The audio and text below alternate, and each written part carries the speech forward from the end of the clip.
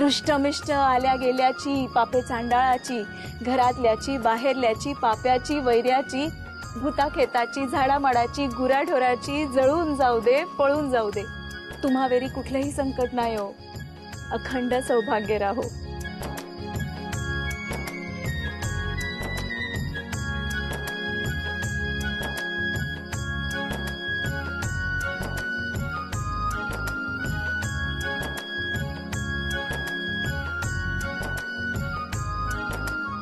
याद मायो, आम्ही जात.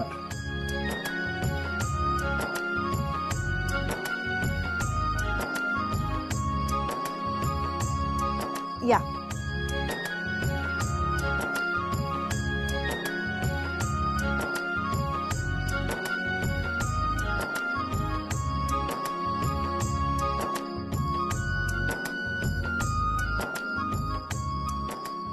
काय होत? तुझ्या डोळ्यात पाणी का? अरे माहेरचा आठव येत असेल. आत्ताच तर निघाला ना माहेरचा वसा. त्यासी विनवीत सारे रातीचे ना जाई, पर गेले तातडी करीत सरी सरी.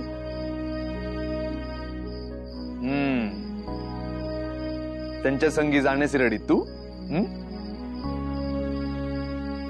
सत्तू, मी इथून आता कुठेही जाणार नाही. खूप झगडून आली आहे मी इथे. आता हे क्षणासीन तिला माहेरची आठवण ना येत. तीस काही दुखत खुपत ना हा भार तुझेवरी सत्तू. तीस त्रास देत तर बघ. मी तर तिची काळजी घेत, पण ही हट्टी ऐकी तर ना. नीजा आता तुम्ही. मीही जात माझ्या खोपीसन. मलाही नीज येत.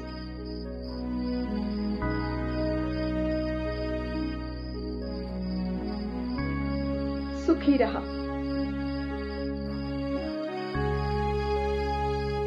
सावित्री, सांभाळी स्वतःच्या संसाराला आणि माझ्या सत्तूलाही.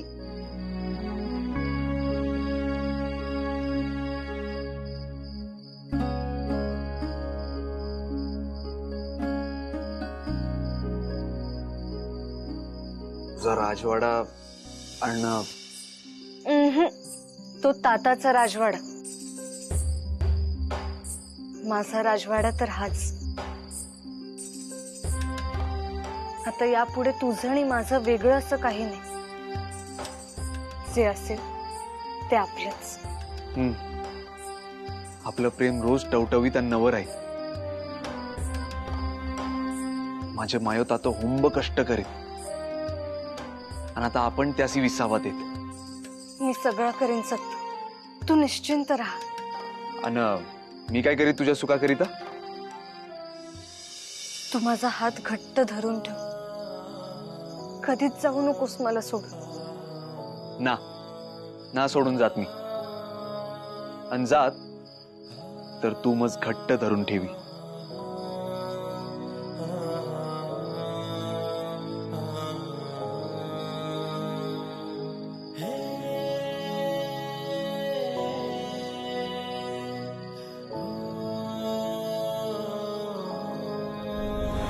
साऊ, साऊ तू हा विवाह नको करूस.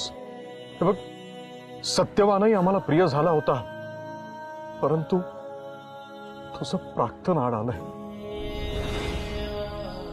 पण उद्या मृत्यूच तुला घेऊन जायला आला तर? नाही, त्याला नाही नेऊ देणार मी. घट्ट धरून ठेवणार आहे तुला.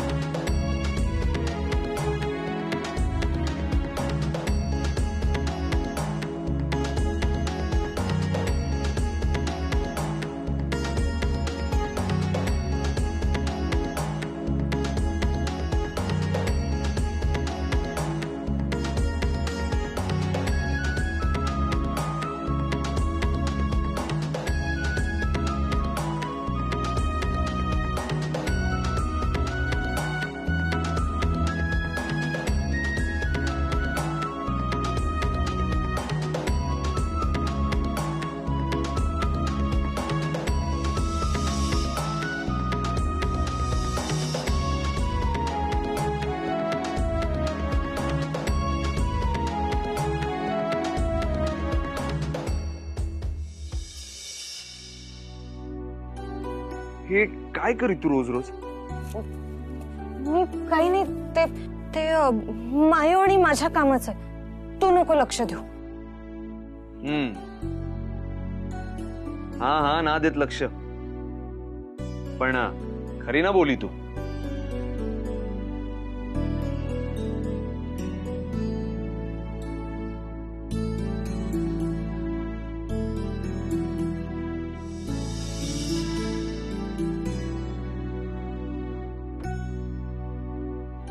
विवाहाला वर्ष पूर्ण व्हायला फक्त 3 दिवस उरले.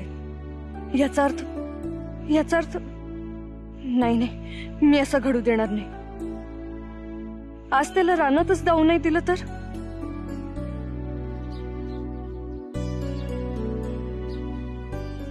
सत्तू,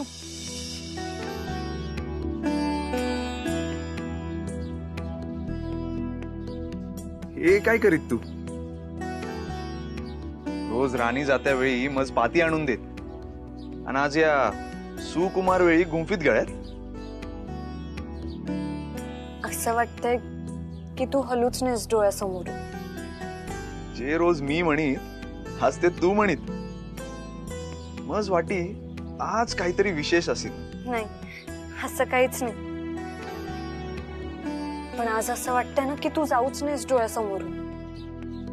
आज आपण लिंगोबाच्या तळ्याशी जाऊ आणि तिथेच बसू आणि पूर्ण दिवस रमून जाऊ. तू माझ्या केसात फुल माळ आणि गाणी म्हण. आज काम नकोच. पगलू का तू? काम ना करी आणि दिसभर गाणी गाई. सारे हसीत माझ्यावरी. पायी येत माझी टोळी. सत्तू, जपून जा. स्वतःची काळजी घे आणि फार कष्ट करू नकोस आणि काही धाडस करू नकोस. काय हे रोज रोज? लहान ना मी. अन्न इतू की का भीती तू? पाही मी हुंब दिस होत तू भीत. काय असे चौ? हा, का चिंता करीत? काहीतरी दडवीन तू माझ्याशी. साऊ, तू माझे संगी सुखी असीत ना? सुख होसंडून वाहतंय रे. तेच घट्ट धरून ठेवायचंय मला. पण भीती वाटते रे. असं वाटतं की दबक्या पावलाने दुःख येईल आणि आपलं सुख हिरावून नेईल. त्याच्या त्या चोरट्या पावलाने मला भीती वाटते रे. मी आलोय. ओम भवती भिक्षाम देहि. ओम भवती भिक्षाम देहि.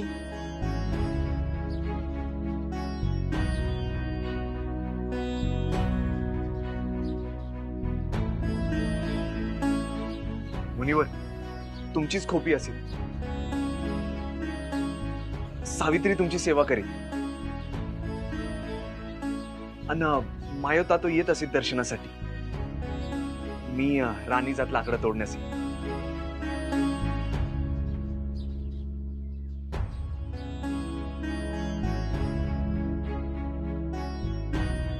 या ना.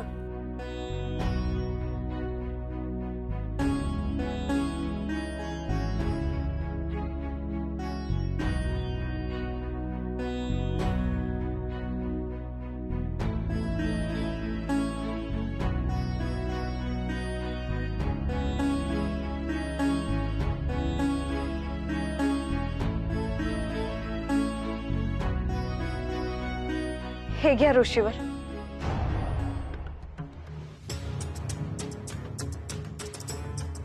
मी तुला सावध करायला आलोय मुली.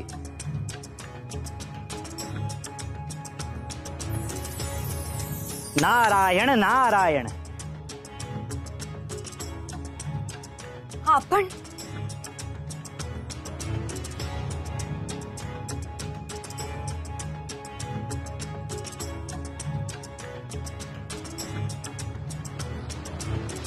काय झालं? तुम्ही दोन्ही वेळेला फक्त माझ्या डोक्यावर हात ठेवला. अष्टपुत्र सौभाग्यवती भव असा आशीर्वाद नाही दिलात तुम्ही. अगं तर्क नको करूस मुली. तुझ्या पतीचा सत्यवानाचा मृत्यू असा समोर येऊन उभा ठाकलेला असताना मी असा आशीर्वाद कसा देऊ? असे असे कठोर भाष्य का करताय तुम्ही? अगं उलट तुझ्यावर कोसळणाऱ्या दुःखाची कल्पना असल्यामुळे मी तुला पुन्हा पुन्हा सावध केलं होतं. लग्नाच्या आधी सुद्धा आणि आताही हा क्षण समोर आलाय तेव्हा सुद्धा. हे प्राक्तन आहे मुली. मग व्रत करून किंवा तप करून हे हे प्राक्तन बदलता नाही का येणार? हे प्रश्न माझ्या कक्षेबाहेरचे आहेत. प्राक्तन बदलणं हे अशक्यप्राय आहे आणि हे जाणवून कुणीही अद्याप हे दुस्साहस केलेले नाही. त्यामुळे तूही त्या भ्रमात राहू नकोस. तुझा पती केवळ 3 दिवसांचा सोबती आहे हे ध्यानी धर.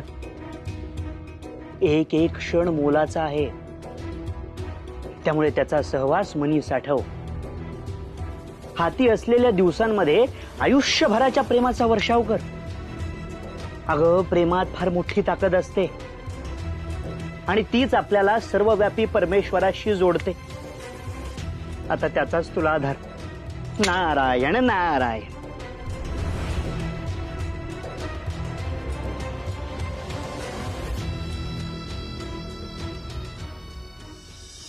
प्राक्तनाशी झुंज देण्याचा दुस्साहस मी करेन.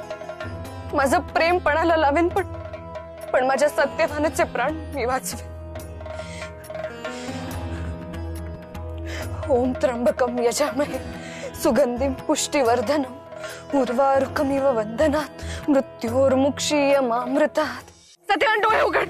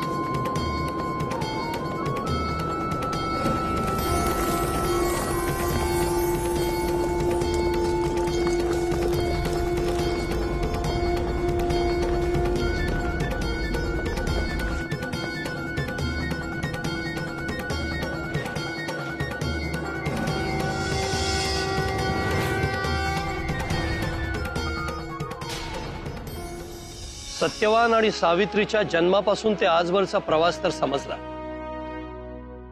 त्या दोघांचं एकमेकांवरचं निस्सीम प्रेम भारावून टाकणार आहे यात शंकाच नाही. ती सुकुमार मुलगी वज्रनिश्चयाची आहे याचा अनुभव मी घेतलाच होता. परंतु हा वज्रनिश्चय तिच्या प्रेमातून उभा राहिलाय याची ही प्रचिती ही कथा पाहताना आली. पण आता पुढे काय? या मुलीला माघारी कसा पाठवू? माझं कर्तव्य पूर्ण कसं करू? ही मुलगी तर तिच्या दिव्य प्रेमाच्या जोरावर सर्व मानवी मर्यादा ओलांडून माझ्यापर्यंत पोहोचू शकली आहे. आणि आता ती कोणत्याही परिस्थितीत सत्यवानाचे प्राण परत मिळाल्याखेरीज माघारी जाणार नाही याबद्दल ही माझी खात्री आहे. आणि जे मी कदापि परत देऊ शकत नाही. ब्रह्मदेव, मी पेचात अडकलोय. तुमची कोंडी मी समजू शकतो, परंतु या पेच प्रसंगातून तुम्ही पलायन करू शकत नाही. सावित्रीशी वाकयुद्ध केलं तरच तुम्ही तुमचं कर्तव्य पूर्ण पाडू शकाल. तिच्याशी संवाद साधा, तिला तिच्या हट्टापासून परावृत्त करा, नियतीचे नियम तिच्या गळी उतरवा, तत्वनिष्ठ पेचात पकडून तिला सन्मानानं माघारी पाठवा. अन्यथा हा पेच प्रसंग सोडवण्याऐवजी तुम्ही तो टाळलात अशी नोंद होईल, जी निरंतर तुम्हाला टोचणी देत राहील. आपला सल्ला योग्य आहे ब्रह्मदेव. सावित्रीची भेट घेणं तिला तिच्या निश्चयापासून परावृत्त करणं हाच एकमेव मार्ग आहे.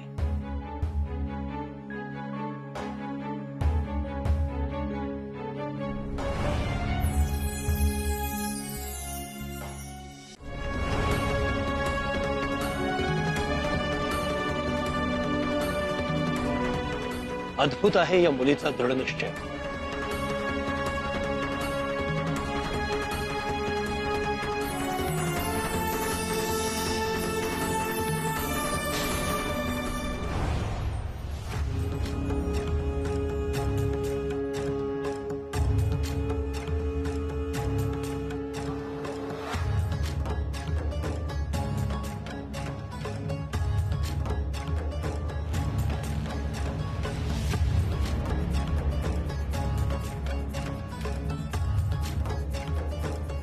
प्रणाम यमराज.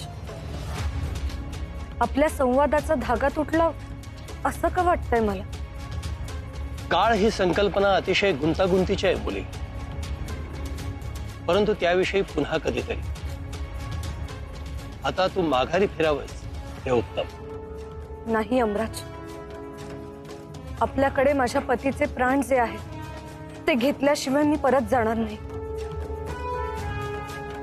पण मला एक कुतूहल आहे. माझ्या पतीचे प्राण हरण करण्यासाठी यमदूताऐवजी आपण का आला? असं काय विशेष आहे माझ्या पतीमध्ये?